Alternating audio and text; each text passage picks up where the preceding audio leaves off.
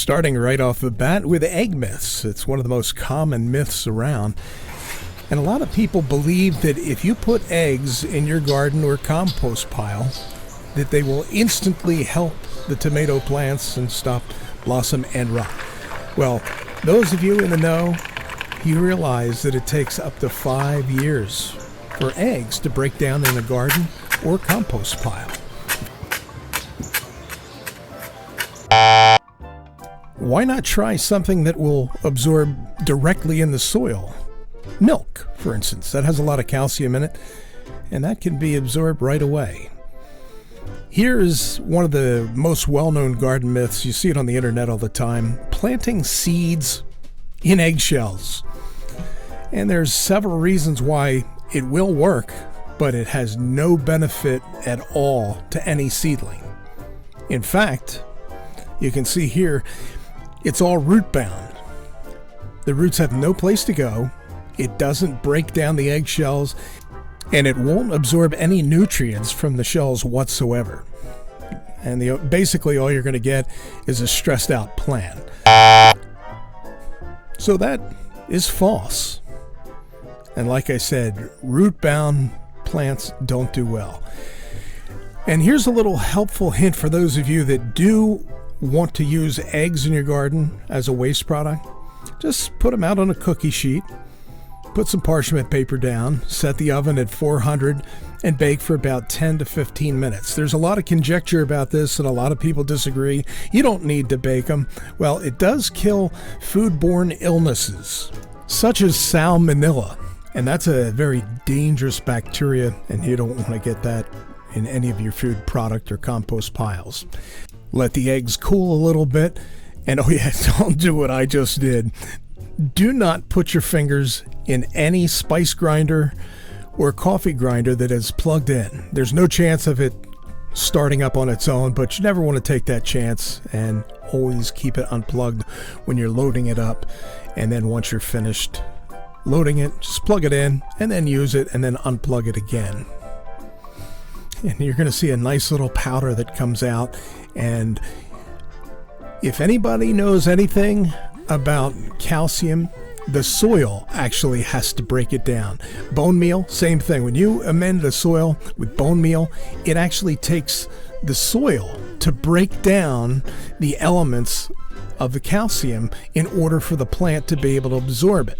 So putting eggshells directly in the ground really doesn't do anything. Same thing, stone dusts. Stone dust can take thousands of years to break down, and the soil break it down enough so the plants can actually use them. So that's another garden myth that we're throwing in as a bonus. And I know there's people out there that'll argue with me about that. In fact, I belong to a gardening group, a large group, about 90,000 people, and it seems that very innocently people post items and other people just love to argue and fight. And I don't know why that is.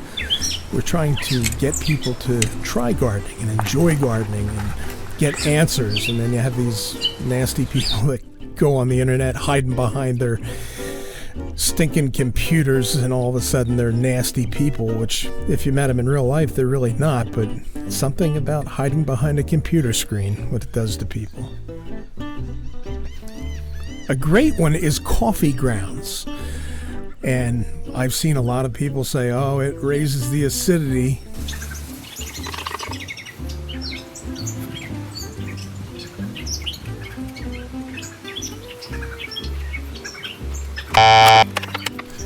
I will say this, coffee that has not yet been brewed, yes, that can actually raise the acidity level. But fresh served coffee, if you take the grounds out and pour them in the garden, then no. There's no acidity at all. And I've done the tests. Pine needles is another one. I've taken tests before and after pine needles, and you can see me here with one of those Instaprobes. And they're somewhat reliable, but for good measures, it's always good to use one of those soil test kits and follow up with sending a test out to a reputable laboratory. And I do that often, several times a year. But I found using pine needles directly out of the woods or underneath a pine tree, obviously, and you put them in your garden, when they break down, it does not change the pH of the soil whatsoever. When they do break down, just like any other garden refuse, you want to add a nitrogen supplement. Any decaying matter will steal valuable nitrogen from the soil. So you want to put an amendment in, and that takes care of that issue. And then double checking with the soil probe and wiping it off. Notice that I have rubber gloves on. Whenever you do any soil testing, make sure you wear rubber gloves and use sterilized items, because any little compound on fingers or even dirty lawn equipment can throw off a reading of a soil test kit. And this is one of the ones that you can pick up from your home center hardware stores or garden centers.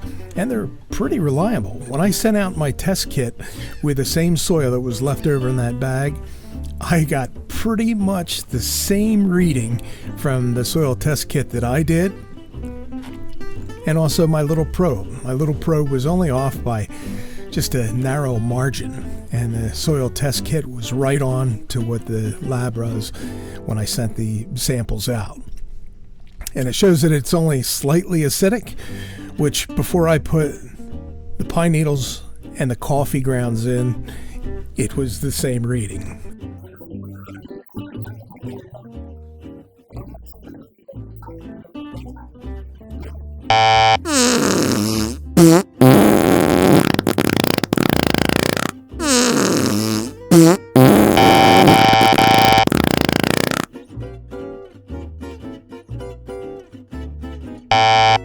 Wow, Arthur really stunk up the garden.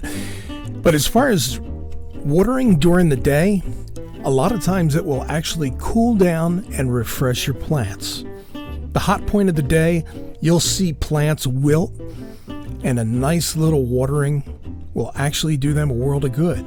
Just look at it this way. When people tell you that watering during the middle of the day will kill your plants, well, have you ever had it rain and then the sun comes out right after?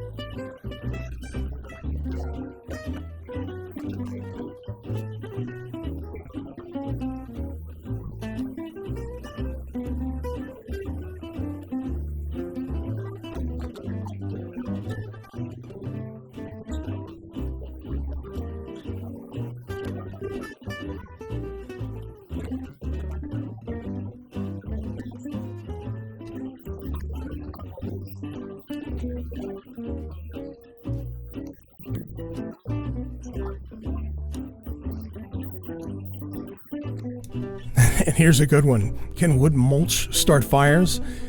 If it's thick enough, it sure can.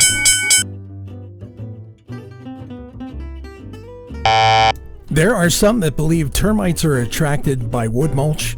That's not actually true. They do seek refuge underneath, so if you're digging in your mulch pile and you see termites, it's because they're seeking the protection. But they're not actually eating the mulch. They prefer dry cellulose, not wet mulch.